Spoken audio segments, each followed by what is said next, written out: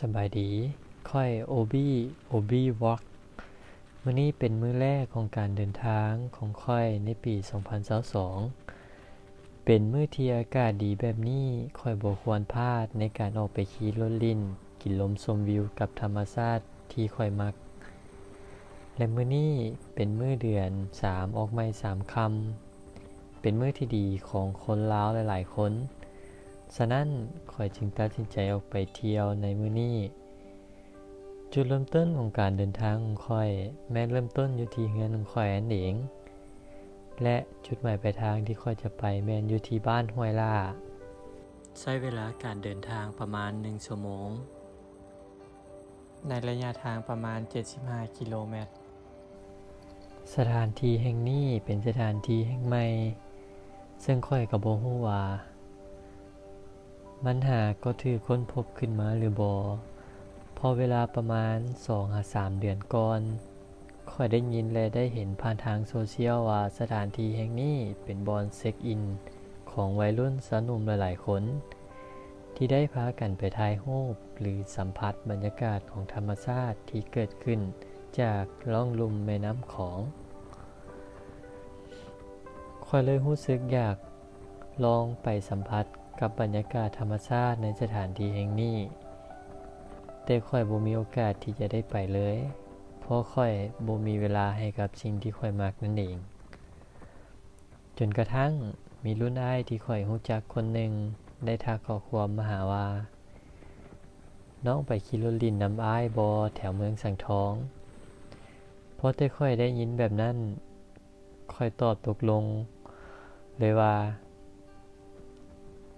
ไปอ้ายข้อยบ่เคยปฏิเสธเลยและรุ่นอ้ายที่รู้จักนั่นก็คืออ้ายหมู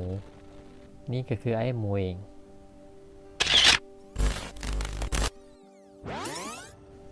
และลาวยังบอกข้อยอีกว่ามีหมู่อ้ายอีกคนหนึ่งที่จะไปนำนั่นก็คือไอ้โต้นี่ก็คือไอ้โต้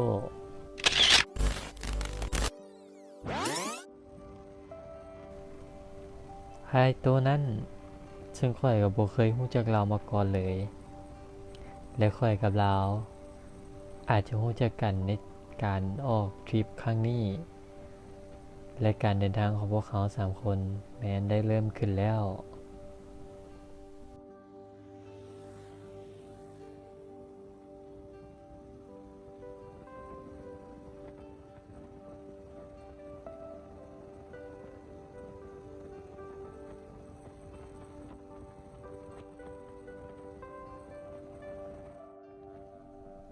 ข้อยก็บ่รู้ว่า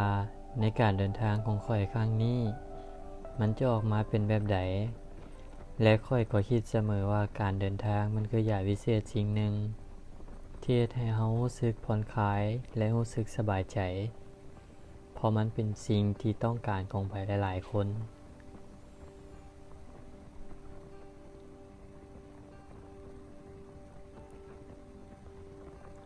ระหว่างการเดินทาง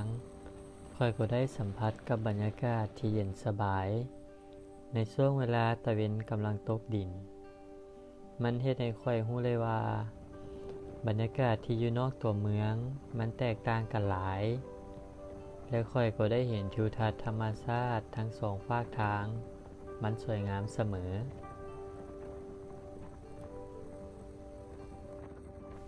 ทุกๆความสวยงามย่อมมีอุปสรรคที่เฮ็ดให้เราต้องได้ผ่านพาเสมอและการที่เราได้ผ่านสิ่งเหล่านั้นไปได้